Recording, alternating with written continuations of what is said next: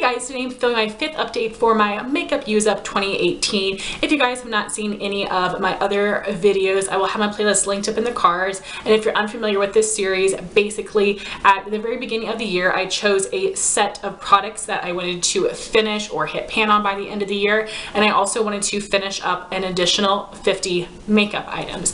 So I will, as always, start with the Makeup Use Up products. I will let you know which ones I was able to hit my goal on, and then I'll show you the progress on the items I have left, and then I will show you all of the makeup empties from September and October. So I am going to have the finale for this series at the very end of December to show you all of the things I was able to finish in the months of November and December, and then I will be starting my 2019 makeup use up at the very beginning of January. I'm really excited because I already have my list of products I am continuing to add or take away, but I do know most of the things I'm going to try to pan next year, which is very, very exciting. I am also right now doing a fall project pan. I have 1 month left in that. Some of these products are in that project. I will have that linked up in the cards as well in case you just want to see some more project panning from me, and we will just jump right in. So I was actually able to hit my goal on 4 of the items from my makeup use up over these past 2 months.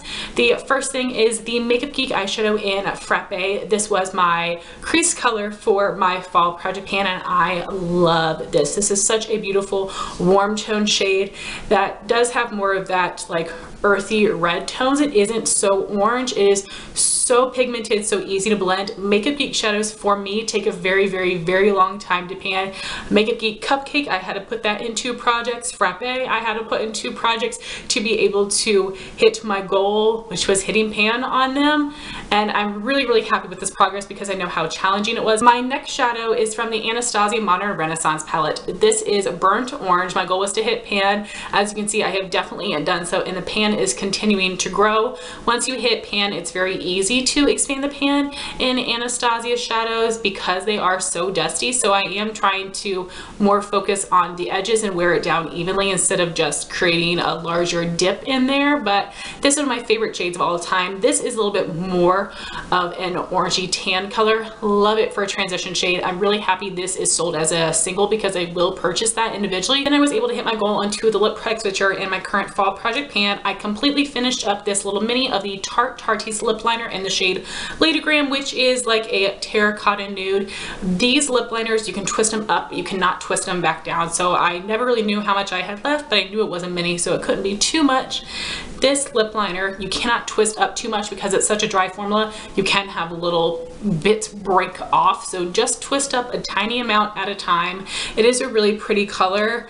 This is a very thick formula and it's a little dry, which does help keep your lip color in. This is not going to bleed, but it is just a little stiff and you cannot fill in your lips completely with this. In general, I do much prefer the ColourPop lip liner formula, and that is what I will continue to purchase from now on, but I do feel really happy to have that used up. This other item I didn't actually finish. It did dry up. This is the Smashbox Always On Liquid Lipstick in Driver's Seat. It's a beautiful terracotta color. It is a moussey formula. I love that the applicator is shaped like a teardrop. It's really, really easy to apply, and I did use this a couple times and I did take out the stopper. As you can see, this has completely dried out. The product is just caked around the sides. I tried to like shellac it on my lips. It was truly disgusting. It felt so dry and thick, and I did receive this in a Sephora Play Box October 2016, so this did last about 2 years on me, and it may have dried out sooner than that, but this is something I only reach for in the fall, so I wouldn't know. So even though I do really like this formula, it's super comfortable. I love that it's moussey. I love the applicator. I think they have a good color selection. I'm not going to buy any of these because of how quickly they go bad. So now I will show you the progress on the 4 makeup use up items I have left. So this is the Maybelline Color Tattoo in Caramel Cool. I haven't used this at all. I'm going to be removing it from the project. Even though I mixed it up, it does feel still kind of thick and odd. I've been using my shadow stick from the Balm in the shade Curveball in place of this because shadow sticks are just so much easier to use. As much as I love my Maybelline Color Tattoos, I mean, they don't sell them anymore, but I'm much prefer shadow sticks just because of their ease of application. So I think I'm just going to be removing the one from this project because I don't see myself using it at all over the next month. And then I have Anastasia's eyeshadow in Isabel from the Master Palette by Mario. This is also in my fall project pan. I've been using this just in my outer corner. It's a very pigmented shade. I don't need a ton, and I really haven't made much progress. We'll see if I can hit pan on this by the end of the month, but I doubt it. Then this item, I'm also going to be retiring from this project. This is, I pulled the wrong one. This is the Lorac eyeliner. I meant to bring out the Marc Jacobs eyeliner. I am going to be pulling it from the project. I will try to focus on it during my winter project pan because the only time I wear black eyeliner pencils in my waterline is winter time for me. My eyes are very runny and I don't wear shadow on my lower lash line. I hardly wear pencil liner on my lower lash line, and I don't think it looks good on me, but I'm also just not used to wearing it. So I will be removing that from this project as well. I think I might just put it in my winter project 10 pan and not in my yearly use up, but I have not decided yet. But it is a good product and I don't want it to dry up, but yeah, I'm done using it for this year. And then the last item is also in my fall project pan. This is my NARS Audacious lipstick in the shade Raquel. I have made a ton of progress since you guys saw this last. So this lipstick has the word NARS embossed in it, and I was, I believe, right before the letter N, and right now I'm right before the letter S. So I was able to use up quite a bit of product over the past 2 months, which is super exciting, and I really do think I can have this finished off by the end of the month. I am really going to need to be on top of reapplying this. So now I am going to move on to my makeup empties for September and October. I've just organized them into product category type, and in the last update I had added in some little foil samples to discuss with you guys. I'm not going to count these towards my numbers. I totally agree with you guys. A deluxe size sample like this, yes, but little foils like this, no. And these are products that I have been testing out in my full face of first impressions I've been filming every month. I didn't do one for this month. I just haven't had the time for it. And I do a full review on these at the end of the month in my monthly favorites and product updates, but not everybody watches those videos. So I want to ask you guys for future reference, do you all want me to review makeup foil samples in these videos, or do you want me to only talk about them in my monthly favorites recap? I'll have that little poll up here. Let me know what you would rather see, but for today I will give you my thoughts on these products just because I know not everybody watches all the videos. So I have 3 foil samples of primers that I used up. The first is this Peter Thomas Roth Skin to Die For No Filter Mattifying Primer and Complexion Perfector. So this matte primer isn't a gluey consistency like a lot of others I dislike, but this is a really thick consistency that is a little bit finicky. It does not really work well with mattifying moisturizers, but if you use a regular moisturizer, it does work okay.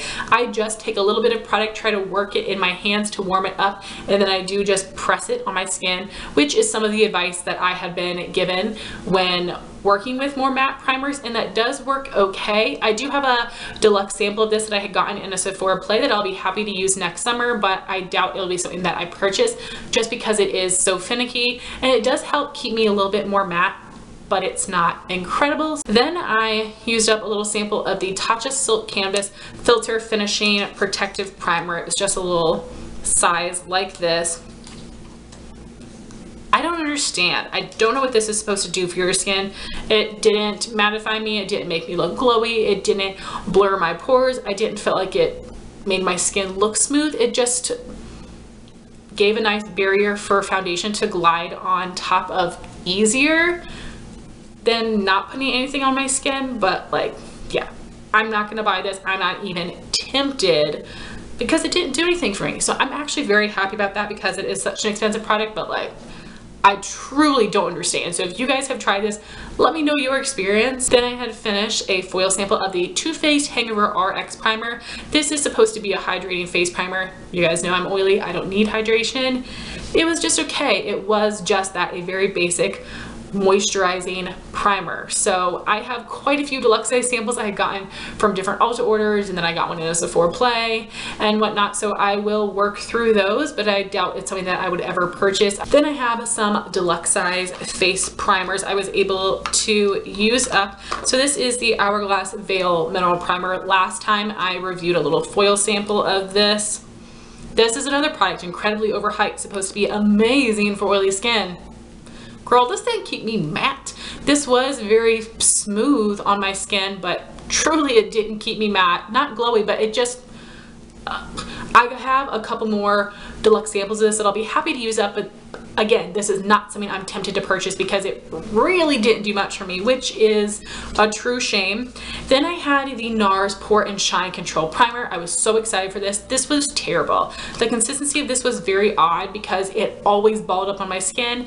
It didn't matter what moisturizer I used underneath it, it always balled up on me, which is just gross. It felt like I was using a peel on my face, not a primer. So absolutely would not repurchase that. And my sample was not old, and I did hear from some of you guys in the comments that you had a similar experience or that you just didn't like this. So no thank you. And then I did use up the Becca First Light Priming Filter. People really love this. This is more of like a hydrating face primer. It gives a slight glow to the skin, but it's really the Becca Backlight Priming Filter that gives more of a glow. And that one does dry down completely. So I actually prefer the Backlight over the First Light. This was okay, but it didn't do anything for me, and I would not repurchase that. Then I did use up two foundation samples. The first is the MakeUpForEver Matte Velvet Foundation in the shade Y215, which is my perfect shade. So I did try the Matte Velvet Plus years ago. They just recently redid the foundation. I think it's called Matte Velvet Skin now, and they redid the shades, so now they match all the shades in the Ultra HD foundation, which was a great idea. And this is my perfect match. This foundation gives about a medium coverage. It has more of a satin finish.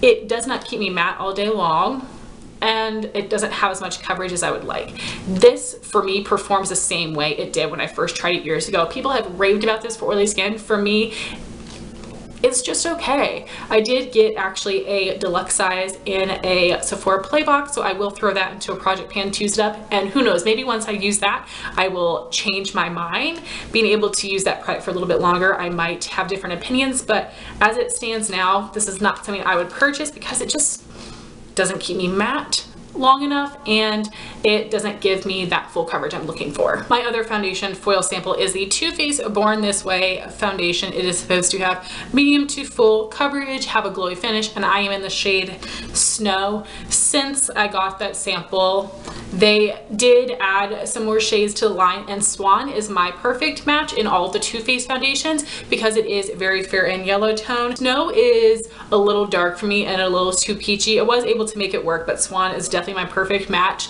You guys, I loved this foundation. This truly does give medium buildable to full coverage. It has a glowy finish that looks so healthy and natural on the skin. But if you have oily skin, as oily as me, this is really gonna break down on you and you are gonna get so greasy. I have never experienced a foundation before where I truly wished that I had dry skin just so I could use that foundation, and that's how I feel about this one. I think it is truly amazing. So if you are a dry skin guy or girl out there and you are wanting a full coverage foundation with a glowy finish, this is the one for you. I was able to use up a concealer. This is a ColourPop No Filter Concealer in the shade Light 10. I did take out the stopper and get all the products I could out of this. I love their applicator because it is that flat doe foot that really helps pick up extra products.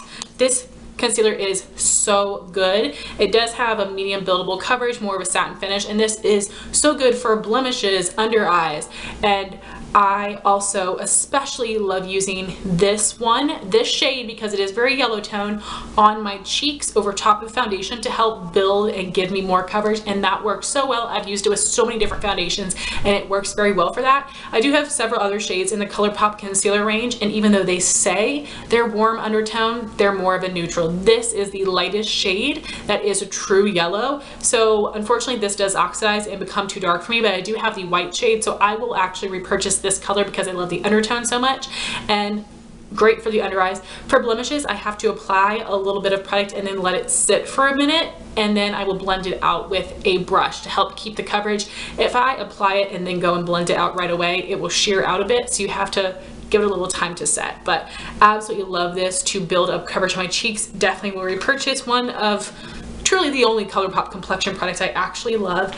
Then I have 4 face powders that I have used up. The first is this little sample size of the CoverFx Perfect Setting Powder in the translucent light shade, and I just use this to set my under eyes, and I do not like this. I like a matte under eye, but this made my skin feel so tight, not dry, but tight. It was very weird. I haven't really had that experience with other powders, and I much prefer the Dermablend and the Laura Mercier translucent loose setting powders over this one, so I will not repurchase this, but it was a great little thing to add into my fall project pan. Then I did use up the Maybelline Fit Me Loose Powder in the shade 5 Fair. This is a holy grail item for me. Such a great loose powder, and it does have a good amount of tint to it, so it actually does give you some coverage. And you guys know I love mixing this with my Too Faced Peach Perfect powder, because that one does oxidize to be a little too dark for me. So when I mix the two together, it gets my perfect color and just the perfect consistency. Really helps keep me matte. So this is something that I will continue to repurchase. I do like it on its own, but I love it with the Too Faced powder. I did use up my NYX Stay Matte But Not Flat powder foundations in number 1 Ivory and number 2 Nude. Ivory is my perfect shade, but Nude is good to have on hand in case my foundation combination gets a little too light. I love these powders because they do give me some great coverage and they do help keep me matte. These are $10, and I usually buy these on Black Friday when I can get them for about 40% off, but I go through them so quickly that I do actually prefer the Maybelline Fit Me pressed powder, the matte and poreless version.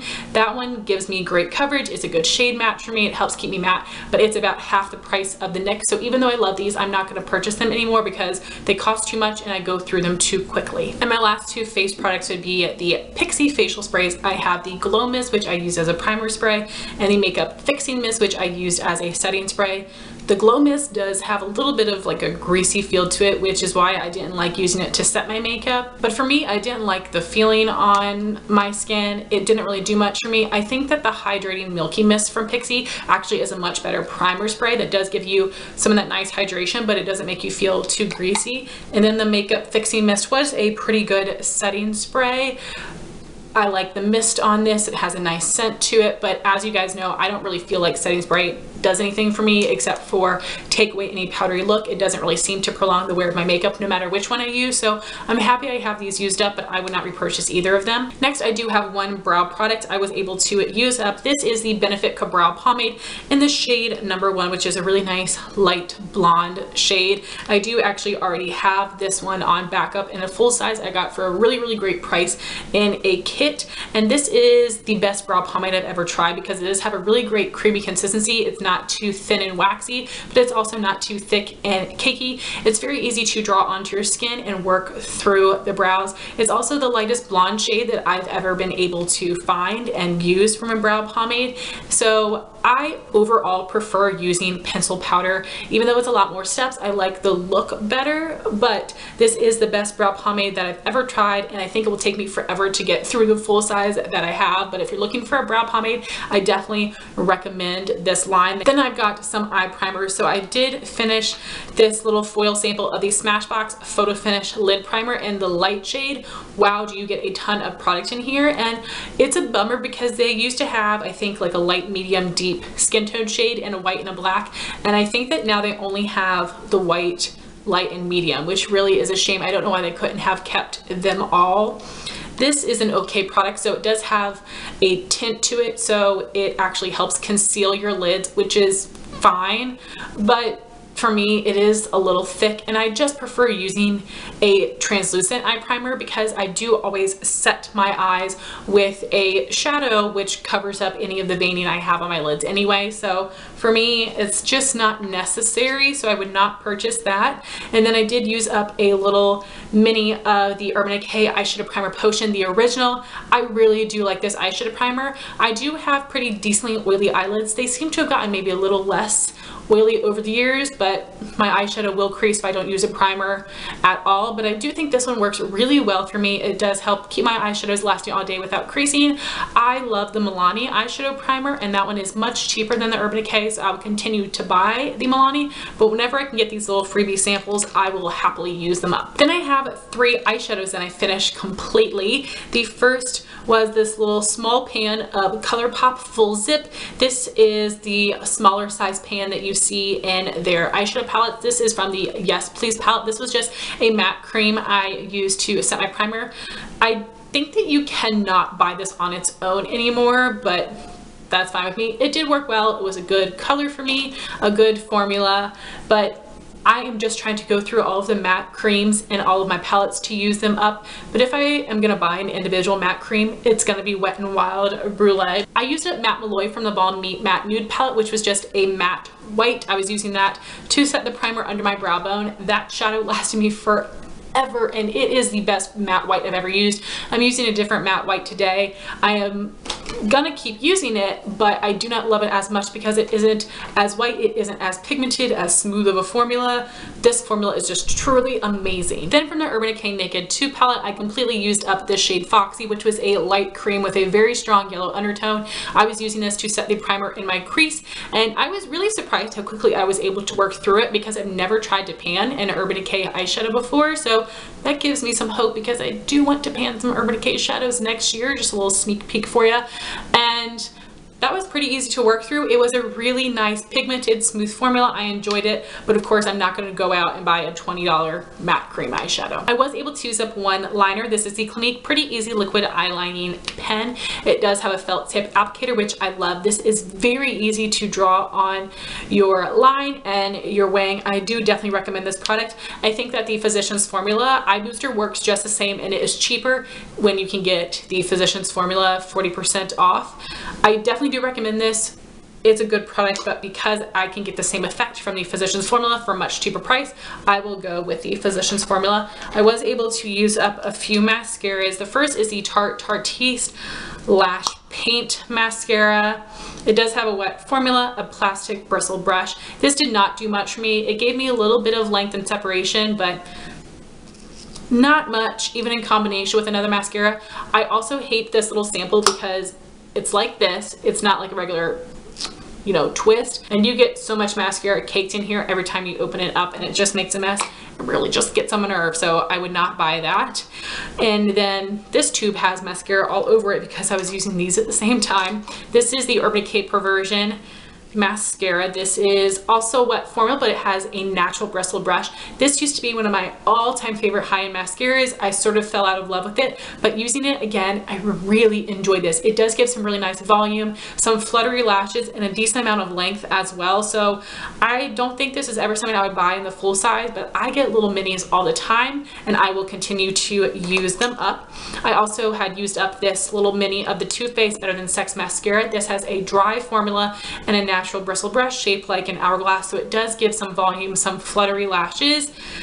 This one used to be a favorite, but I have still fallen out of love with this one because it does dry out really quickly. It does get pretty flaky and it can smudge on me. So out of all of these mascaras, the only one that I would want to use again and repurchase would be the Urban Decay Perversion. And the last thing I finished up was a lip product. That would be the Jack Black Intense Therapy Lip Balm in the Natural Mint scent. You can see I completely mangled this trying to get out all the products. This is an expensive lip balm.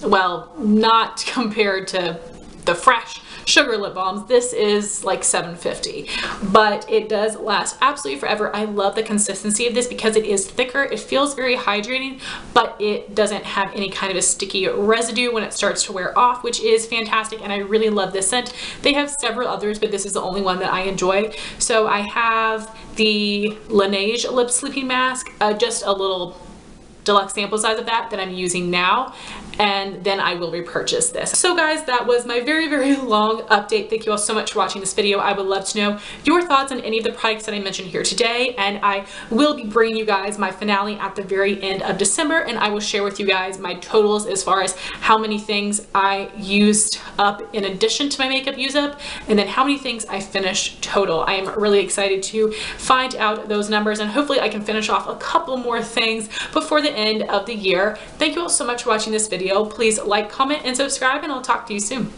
Bye guys.